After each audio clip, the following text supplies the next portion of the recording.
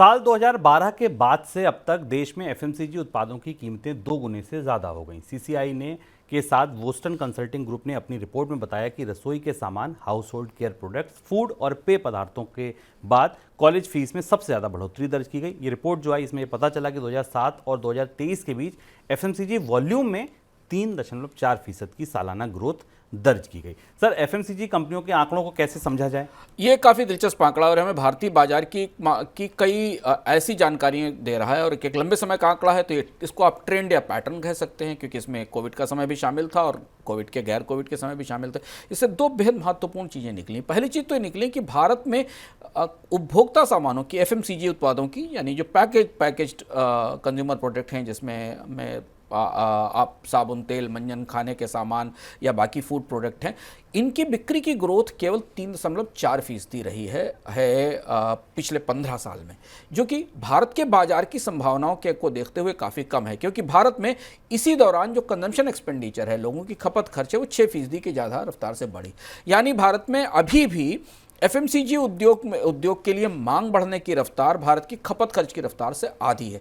तो लोग खपत पर खर्च तो कर रहे हैं, पर एफएमसीजी उद्योग को उस बढ़ते हुए खर्च का लाभ नहीं मिला, ऐसा ये रिपोर्ट बता रही है।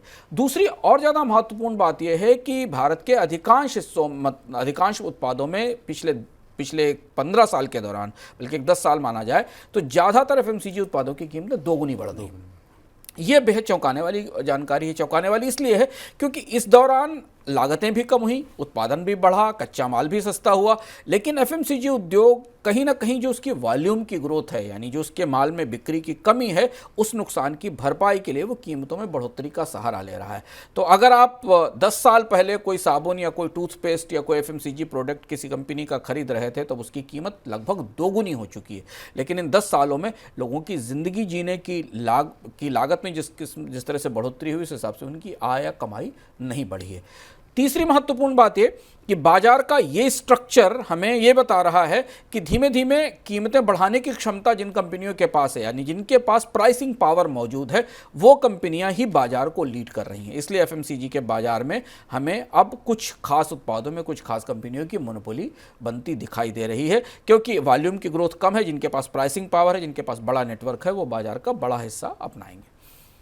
सर, इस ग्रोथ की रोशनी में, जो वॉल्यूम की ग्रोथ है, इसकी रोशनी में आपको क्या लगता है बाजार में आने वाले समय में क्या बदलाव होते दिख सकते हैं? 2 बड़े बदलाव होते दिखाई दे रहे हैं। क्योंकि वॉल्यूम की ग्रोथ कम है, इसलिए अब वापस भारतीय बाजार में आपको लोकल ब्रांड्स का या स्थानीय ब्रांड्स की सेल्स बढ़ती दिखाई देंगी। जैसा कि हम इससे पहले देखते थे, उसके बाद बीच में एक शिफ्ट आया और भारत के बड़े कंज्यूमर ब्रांड्स पैन इंडिया हो गए, और जो छोटे छोटे स्थानीय ब्रांड थे, चाय के, स्पाइसेस के, इन्हें उन्होंने टेक ओवर किया या वो बाजार से बाहर हो गए। अब कीमतें बढ़ने की स्थिति में इन ब्रांड्स को स्थानीय लोकल ब्रांड से कंपटीशन मिलना फिर शुरू होगा। और इस तरीके की रिपोर्ट भी है कि बहुत सारे बाजारों में कोविड के बाद छोटे स्थानीय ब्रांड, जिनमें क्वालिटी के इश्यूज भी हो सकते हैं, बाकी चीज़ों के इश्यूज भी हो सकते हैं, वो बाजार में उभर कर सामने आ रहे हैं। और फिर वापस हम उस दौर में जा रहे हैं जैसे कि आज से 10 साल पहले आपको बाजार में, हर स्थानीय बाजार में एक चाय का ब्रांड दिखता था, एक हेयर ऑयल का ब्रांड दिखता था, एक स्पाइसेस का ब्रांड दिखता था। अब वो परिस्थिति धीमे धीमे बनती दिखाई दे रही है। दूसरा ये कि हमें ये भी देखना होगा कि जो भारत का शहरों का रिटेल कंजम्पशन है, अब वो ऑर्गेनाइज्ड रिटेल की तरफ बढ़ रहा है, जहां लोग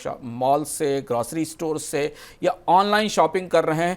तो उस बाजार में भी अब बड़े ब्रांड का कब्जा होगा, जबकि इनकम लेवल पर जो नीचे के लोग हैं, वो शायद अनब्रांडेड प्रोडक्ट्स पर या सस्ते प्रोडक्ट की तरफ जाएंगे। इस तरीके की संभावना बनती दिख रही है।